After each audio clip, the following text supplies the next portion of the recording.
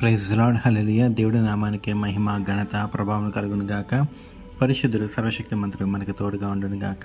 ఆయన కృప నిరంతరం ఉండును గాక. ఈ ఉదయకాల సమయంలో దేవుడు మనతో మాట్లాడుచున్న మాట ఫిలిప్పీలకు రాసిన పత్రిక 1వ అధ్యాయము 21వ వచనములో, నా మట్టుకైతే బ్రతుకుత క్రీస్తే, చావైతే లాభము. ఆమేన్, హల్లెలూయా. ఈ మాట అపోస్తులుడైన పౌలు చెప్తున్న మాట. చూడండి, నా మట్టుకైతే బ్రతుకుట క్రీస్తే. ఆయన ఏమంటున్నాడంటే నా మట్టుకైతే అంటే ఆయన విషయంలో ఆయన చెప్తున్నాడు, నేనైతే బ్రతకటం అంటూ బ్రతికితే గనక అది క్రీస్తు కొరకే. అయితే చావాల్సిన విషయం వస్తే గనక అది నాకు లాభమే అంటున్నాడు ఆయన. చూడండి, ఒక క్రీస్తు విరోధి, క్రీస్తు ద్వేషి, మరి క్రీస్తు సంఘాన్ని పాడు చేసిన వ్యక్తి, మరి హింసకుడు, దూషకుడు, హానికరుడైన ఈ పౌలు చెప్తున్న మాట ఏంటంటే, నేను బ్రతికితే క్రీస్తు కొరకే బ్రతుకుతాను, చనిపోయినా సరే నాకు లాభమే అంటున్నాడు. మరి అదేంటి, చాలామంది అంటారు, అదేంటండి దేవుడిని నమ్ముకుంటే చనిపోవాలా, అంటే దేవుడిని నమ్ముకుంటే ఎందుకు చనిపోవాలి మేము అని తెలియని వాళ్ళు అనుకుంటారు. కానీ ఏ దేవుడిని నమ్ముకుంటే చనిపోతారో లేదో నాకు తెలియదు, కానీ మన క్రీస్తులో మట్టికి చావైన లాభం. ఎందుకంటే క్రీస్తులో చనిపోయిన వ్యక్తి, హతసాక్షి అయిన వ్యక్తి, ఆయన కళ్ళు తెరవగానే వెంటనే ఎక్కడుంటాడంటే సింహాసనం ముందుంటాడు. ఎందుకంటే క్రీస్తు కొరకు ఆయన అన్యాయంగా చంపబడ్డాడు. ఆ రక్తము మరి ఏదైతే సాక్ష్యం ఇస్తుందో మరి అది సింహాసనం ముందుకు తీసుకెళ్తుంది. ఓ రకంగా చెప్పాలి అంటే హతసాక్షి అనే వ్యక్తికి తీర్పు కూడా పెద్దగా ఉండదండి. ఎందుకు అంటే దేవుని కోసం ప్రాణం పెట్టాడు. నాకు ప్రాణం కంటే నాకు క్రీస్తే ముఖ్యం అనుకున్నాడు. ఈ లోకాన్ని విడిచిపెట్టి దేవుని సేవ చేస్తున్న వారి కంటే కూడా హతసాక్షులకే ఎక్కువ లాభం ఉన్నది. ఎందుకంటే చూడండి, చాలామంది ఉంటారు లోకాన్ని విడిచిపెట్టి క్రీస్తు కోసం ప్రయాసపడేవారు ఉంటారు.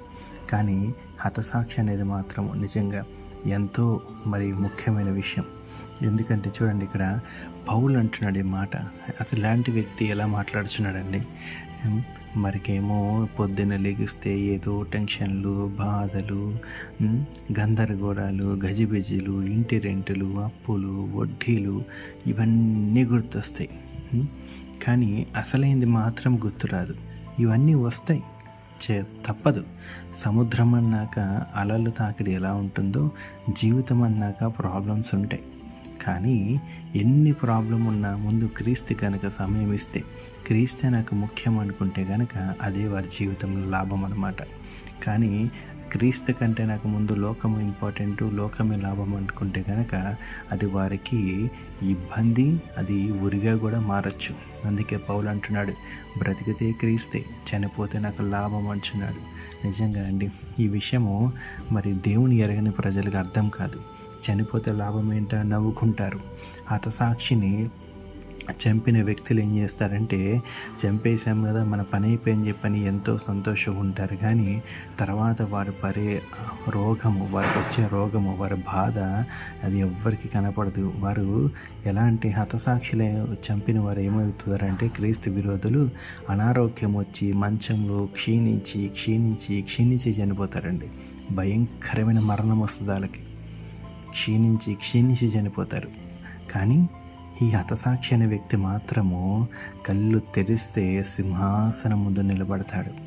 అత్యున్నత సింహాసనం ముందు నిలబడతాడు. అది కేవలం క్రీస్తు నమ్ముకున్న బిడ్డకి ఆయన ఇచ్చిన బహుమానం. అది నిజంగా దేవుడి వాక్యాన్ని దేవుడు దీవించి ఆశీర్వదించిన గాక. చిన్న ప్రార్థన చేసుకుందాం. పరిశుద్ధుడు, సర్వశక్తిమంతుడు, సర్వాధికారి రాజా, నీకే వందనములు. దేవానికే స్తోత్రం చెల్లిస్తున్నాం నా పరమ తండ్రి. అవును నా పరమ తండ్రి, అపోస్తులుడైన పౌలు చెప్పిన రీతిగా నా పరమ తండ్రి, అయ్యా బ్రతికితే క్రీస్తే, చావైనా మాకు లాభము. నిజమే నా పరమ తండ్రి యేసయ్య.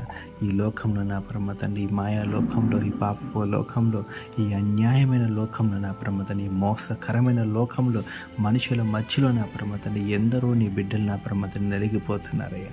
ఎన్నెన్నో బాధలు నా పరమ తండ్రి కృంగిపోతున్నారు నా పరమ తండ్రి.